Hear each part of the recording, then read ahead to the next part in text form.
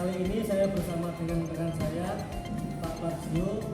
Beliau adalah guru mapel PAI yang insya Allah akan menerapkan coaching pada hari ini. Sebelumnya kita mulai ya Pak Jo ya. Oke Pak. Selamat pagi Pak Jo. Oh iya, selamat pagi Pak. Bagaimana kabarnya hari ini? Alhamdulillah luar biasa, siap Pak. Baik, perlu saya sampaikan Pak Jo bahwasanya pada kesempatan kali ini kita akan melaksanakan pra supervisi dalam kurikulum 3 itu coaching ya. Jadi pada kesempatan kali ini ada beberapa hal yang saya tanyakan sebelum proses coaching nanti berlangsung. Yang pertama terkait dengan tujuan pembelajaran yang Pak Jo akan sampaikan pada proses pembelajaran nanti. Kira-kira apa tujuan?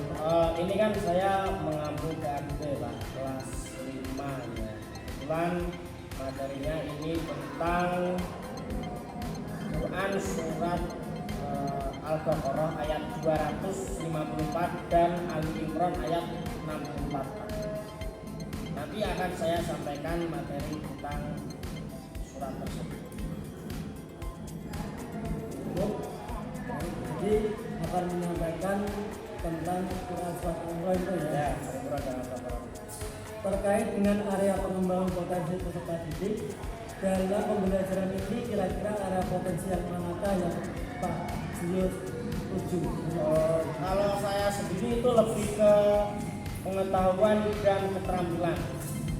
Bisa disebutkan dari pengetahuan, bisa dari Pak dalam Pengetahuan ini terkait dengan pesan pokok Pak yang ada di dalam surat yang saya sebutkan tadi, dan juga pengamalan dalam keseharian.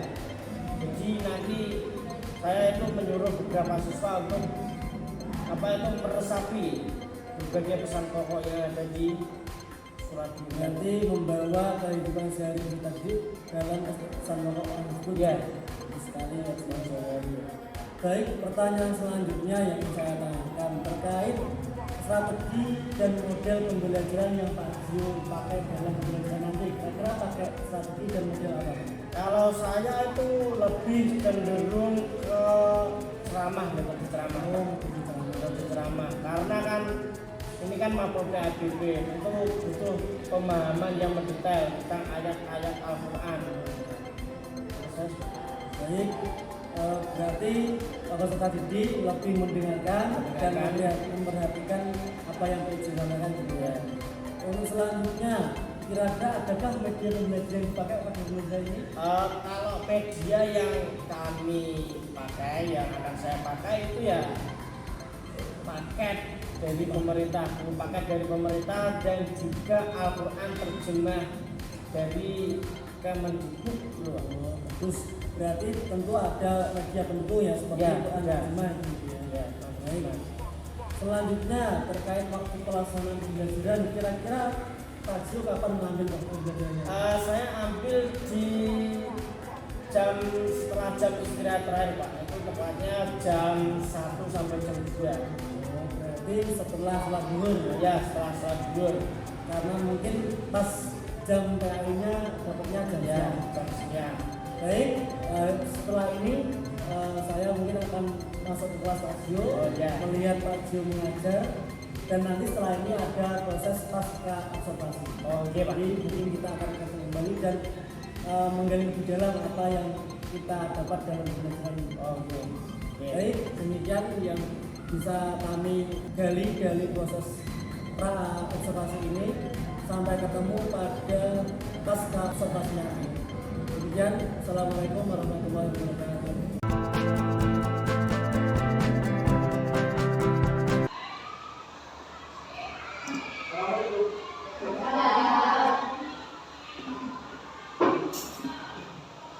Assalamualaikum warahmatullahi wabarakatuh. Waalaikumsalam warahmatullahi wabarakatuh. Selamat siang anak-anak. Siap. Apa kabarnya? Baik. Alhamdulillah. Sudah makan siang semua? Sudah. Selanjutnya akan baca absen terlebih dahulu.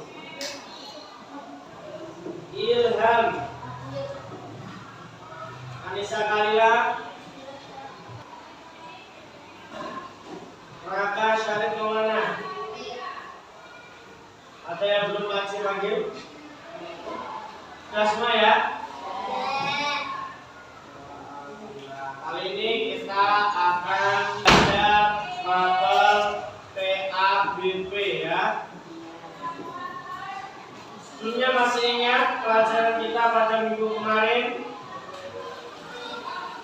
apa? Membaca surat Al-Imran dan surat Al-Baqarah. Ayat berapa kemarin Al-Imrannya? Ayat 66. Al-Baqarahnya ayat 256. Kali ini kita akan mengartikan surat Al-Imran ayat 64 dan Al-Baqarah ayat 256. Kita buka halaman 140.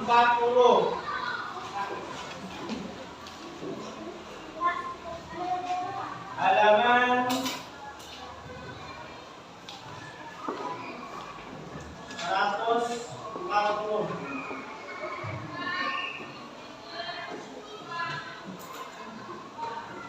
Mari kita bersama-sama membaca dulu. A'udzu billahi minasy syaithanir rajim. Bismillahirrahmanirrahim.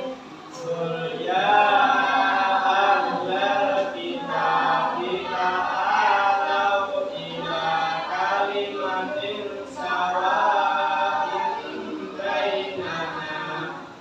kalimatin sawa'in bainana wa bainakum alla na'budu illallah wa la nusyrika bihi syai'an wa la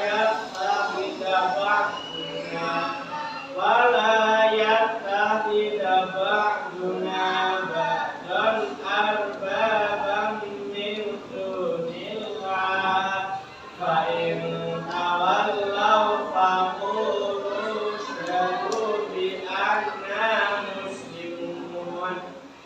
Ada yang mau membaca artinya? Ya, berdiri Kak. Dibaca. Ya, di situ saja ya, berdiri ya. Ya. Kak, berdiri ya. Di sini saja. Ya.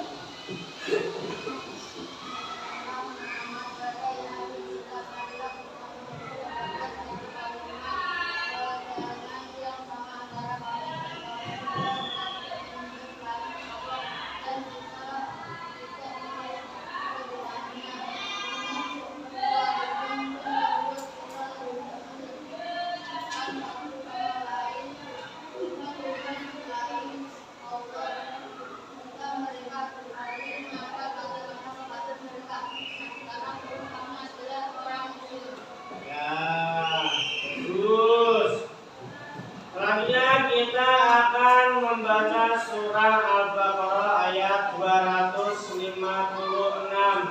A'udzu billahi minasy syaithanir rajim. Bismillahirrahmanirrahim.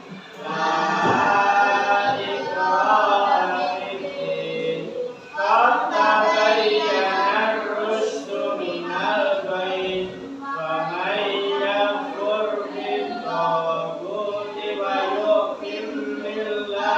Faqad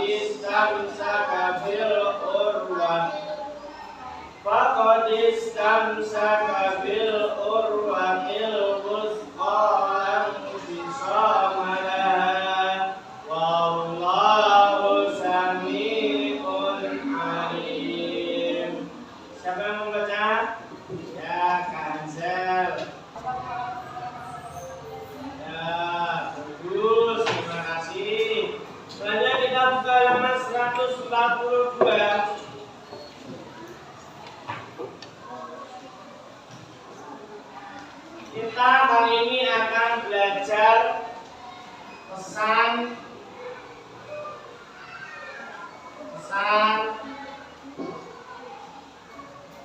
surah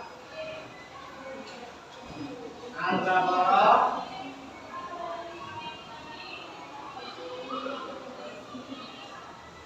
ayat berapa Kak?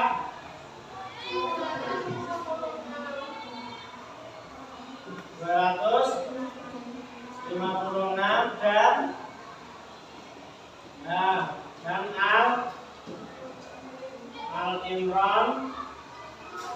Al-Imran ya. Ayat berapa? Berapa? 64.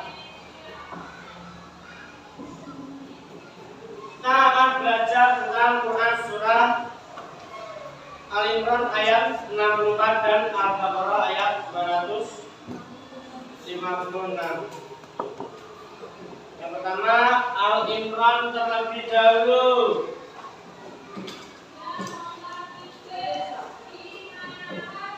Nanti aja.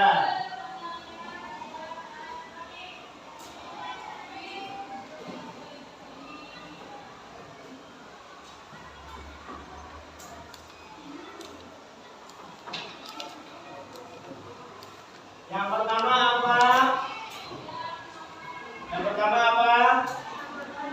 Persamaan.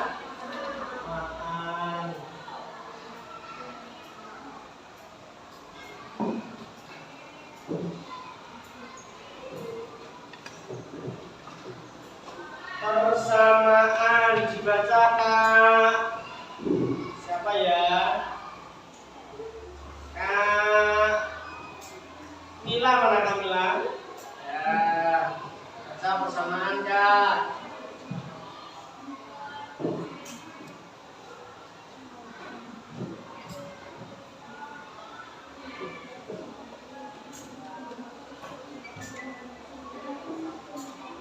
Yo disimak baik-baik. Cukup. Ya. Kita sebagai orang muslim harus senantiasa bertoleransi kepada sesama manusia. Entah itu berbeda dengan keyakinan kita harus saling memahami, saling bersama. Kita harus saling sopan santun. Sebagai anak muslim, kita tidak boleh mencari-cari keburukan orang lain. Di sini ada yang pernah mencari tahu keburukan temannya? Tidak ya. Alhamdulillah ini tidak. Jadi jangan sampai kita mencari-cari keburukan orang lain. Yang kedua apa? Tidak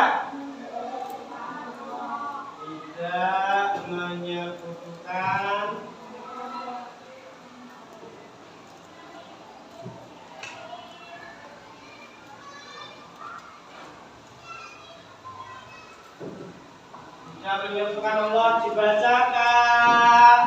Siapa ya? Kak Hafafah. Mensekutukan Allah termasuk dosa besar. Diampuni tidak Pak? Yang tahu? Diampuni tidak? Inna Allah la yaghfiru an yushraka bihi. Ya, sebenarnya Allah itu tidak mengampuni dosa orang-orang yang berbuat syirik. Tapi ketika dia sudah bertobat, maka Allah mengampuni perbuatan. Nah, tapi selagi orang itu masih berbuat syirik, Allah tidak akan mengampuni. Contoh perbuatan syirik apa? Kurang tapi sudah bagus. Syirik itu adalah menyembah selain Allah. Ada patung pada zaman Nabi Nabi dulu itu di Ka'bah tempatnya patung-patung berhala. Dan itu ada berapa ratus patung. Ada yang patungnya besar-besar sekali. Nah, pada zaman dulu itu orang-orang menyembahnya siapa kan? Bisa? Nah, itulah perbuatan syirik. Yang kedua, pesan pokok. Pesan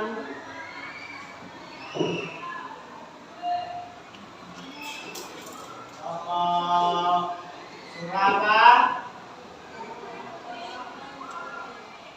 Al-Baqarah.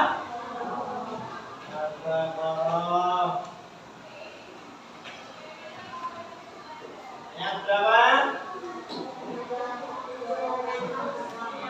66. Yang pertama apa kan? Apa?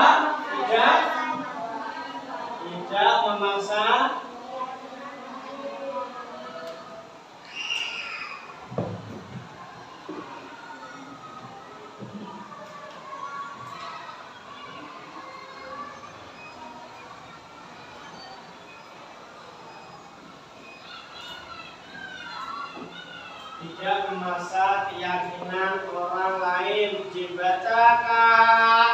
Ya belum, maka Zara. Ya cukup. Ya, anak muslim mengakui bahwa Allah telah menciptakan manusia dalam keragaman. Nah, itu ini juga ada kepercayaan yang berbeda dengan kita. Muslim tidak diperbolehkan menghina terhadap apa yang diyakini oleh agama lain. Siapa yang punya teman Islam? Punya ya, kita tidak boleh menghina kepercayaan atau agama orang lain, karena Islam mengajarkan kita untuk selalu menghargai atau menghormati keberagaman dari Allah. Dan Islam mengajarkan kasih sayang, perdamaian pada alam semesta, termasuk kepada mereka yang mempunyai keyakinan yang berbeda dengan kita. Itu yang kedua, Pak. Berpegang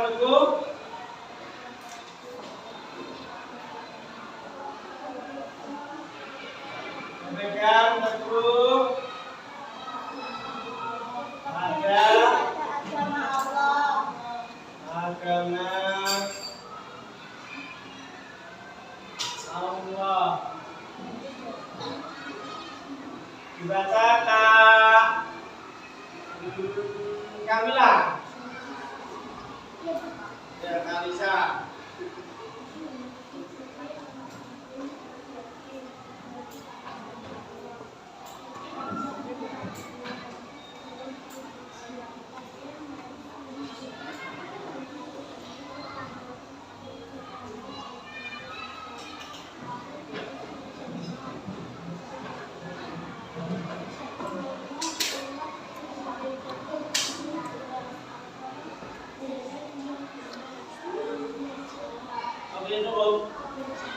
Ya, kita sebagai anak muslim harus berpegang teguh kepada agama Allah. Di dalam Al-Quran telah dijelaskan bahwasanya jalan yang benar itu jelas dan jalan yang sesat itu juga jelas.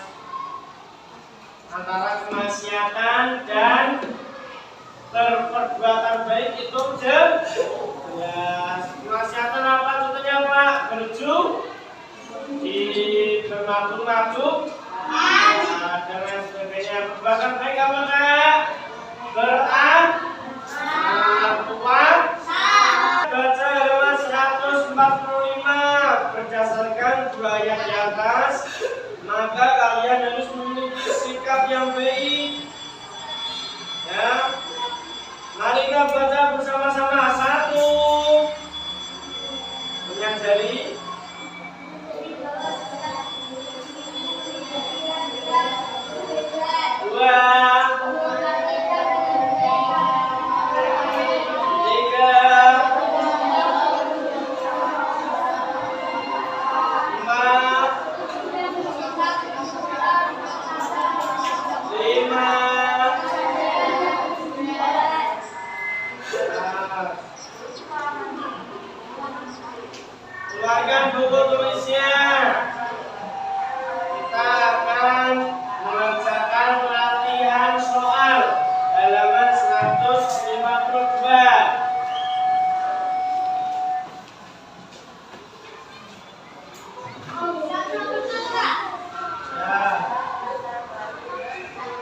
Sebelum masuk akhiri, mari kita ulang terlebih dahulu. Tadi kita belajar tentang apa?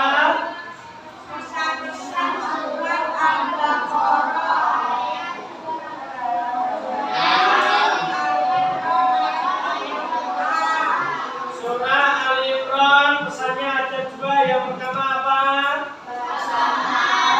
Yang kedua, bagus. Surat Al-Baqarah yang pertama.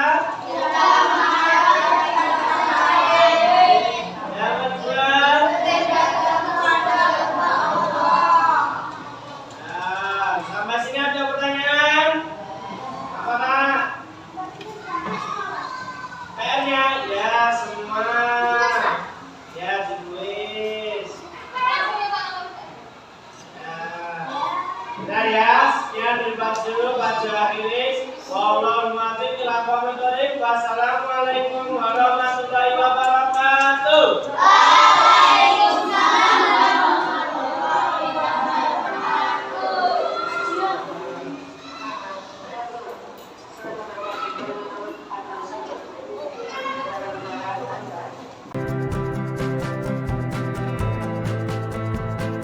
Assalamualaikum warahmatullahi wabarakatuh.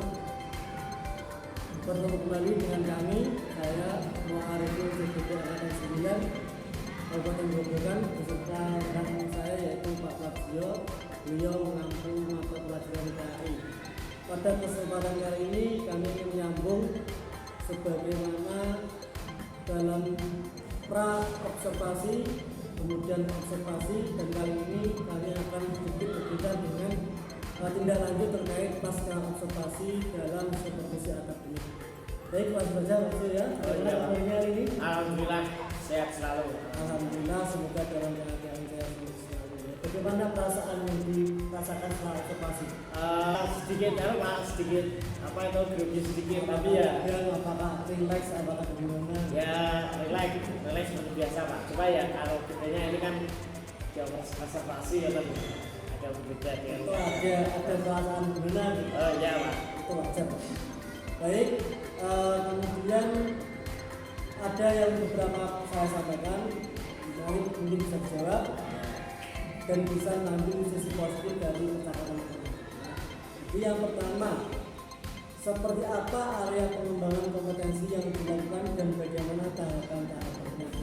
Jadi bagaimanakah area pengembangan yang dilakukan Pak Zul dan bagaimana tahapan-tahapannya.